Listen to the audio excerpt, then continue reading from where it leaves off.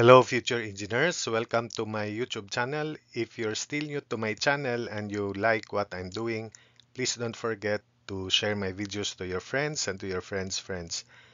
To your younger brothers and sisters who would want to take up engineering in the future, and to your relatives. That's one way you can keep me going, inspired and refreshed. Now, if you find my videos interesting and important to your studies, also please don't forget to subscribe.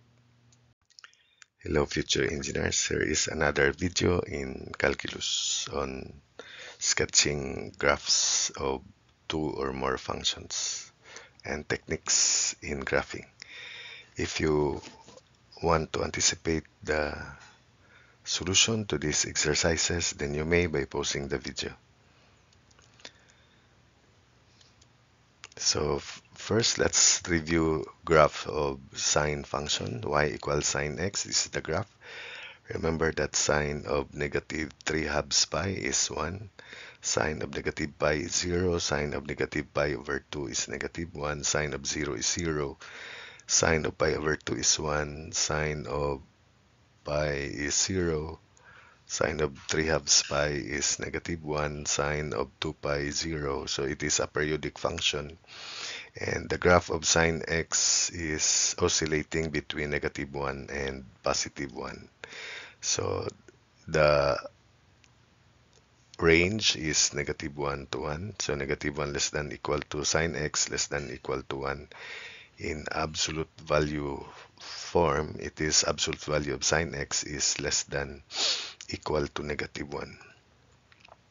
Likewise, for the graph of cosine, cosine of 0 is 1, cosine of negative pi over 2 is 0, cosine of pi is negative 1, cosine of pi over 2 0. Here, cosine of pi is negative 1, cosine 3 halves pi 0, cosine of 2 pi 1. It is also periodic. The period is 2 pi. It also oscillates between negative 1 and 1. So the graph of cosine is obtained by dragging the graph of sine pi over 2 to the left. So if we drag the graph of sine x by pi over 2 to the left, we'll get the graph of cosine function. So y equals cosine x. It is also continuous, if you can recall. So even if it is negative infinity to positive infinity, the graph still looks like that. So negative 1 is less than equal to cosine x less than equal to 1, and absolute value of cosine x is less than equal to 1. So we use this in sketching the following graphs. So graph the function not by plotting points, but by starting with the graph of standard functions and then applying the appropriate transformations. So there are two exercises in this video. One is y is 1 plus 2 cosine x. So we have the graph of y equals cosine x. All you have to do is multiply it by 2 and combine it with the graph of y equals 1, which is constant horizontal line, which is 1 unit above the x-axis as shown. So let's have the graph of cosine. This is y equals cosine x from above, from here. The graph of y equals 1 is 1 unit above the x-axis as shown. So that's y equals 1. This is the graph of y equals cosine x. So if it is 2 cosine x, all you have to do is multiply it by 2. For example, 3 halves pi times 2, the graph would still cross this point at negative pi. So negative 1, so it becomes negative 2. Negative pi over 2, 2 cosine x will be 0. At 0, 2 cosine of 0 is 2 because of this 2 here. And 2 cosine of pi over 2 is still 0. 2 cosine of pi is negative 2 here. 0, then positive 2. So this is the graph of y equals the red one. This red here is y equals 2 cosine x. Therefore, if we combine, add 1 plus 2 cosine x, so in this part here, 1 plus 1, so it becomes 2. At negative pi, we have positive 1 and negative 2, so the net is negative 1, so it's still here. At negative pi over 2, 2 cosine x is 0, but y equals 1 is 1, so 1. At 0, y is 1, then 2 cosine of x is 2, so 1 plus 2 is 3. So if you look at the graph, it should look like this. So at negative pi, 1 and negative 2 is negative 1. So it should cross this. At negative pi over 2, 1 and 0, so 1 should cross that point. So negative 1 at negative pi, 1 and negative 2 is negative 1. At negative pi over 2, 1, y is 1 plus 0, so 1, that's why it crosses there. At 0, y is 1, and 1 plus 2 cosine x, which is 2, so 3, that's why it crosses there, 3. At pi over 2, 2 cosine x is 0, but we have 1 here, so 1, so that's why it crosses that 1 there. At pi, we have 1 and negative 2, so 1 plus negative 2 is negative 1. And at 3 halves pi, 2 cosine x is 0, but we have y is 1, so that's why it's 1, and so on and so forth. So that explains that this is the graph of y equals 1 plus 2 cosine x.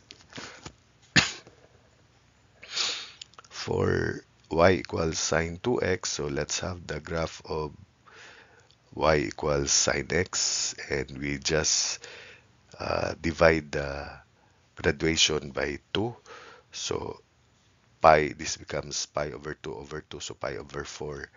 If x is pi over 4, 2 times pi over 2 is 2 times pi over 4 is pi over 2, and sine of pi over 2 is 1. So that is why 1. So if this is the graph of y equals sine x, all we have to do is change the graduation, divide everything by 2. So negative pi over 2 becomes negative pi over 4. Negative pi over 2, negative pi becomes negative pi over 2. Pi over 2 becomes pi over 4. Pi becomes pi over 2. 3 halves pi divided by 2, so 3 fourths pi. 2 pi divided by 2 is pi, but the graph is still this, and this is the graph of y equals sine 2x. So to check, so that when x is pi over 4, 2 times pi over 4 is pi over 2. So sine of pi over 2 is still 1. That's why it's 1 at pi over 4. At 0, the graph of sine x is 0, but 2 times 0 is still 0, so that's why it still passes through this.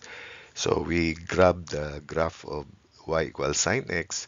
All you have to do is divide all the graduation by 2, because this is now 2x, and the graph remains the same. So, but this time it is y equals sine 2x. Now, since we have to sketch the graph of y equals 4 sine 2x, meaning to say we have to multiply all the ordinates here by 4.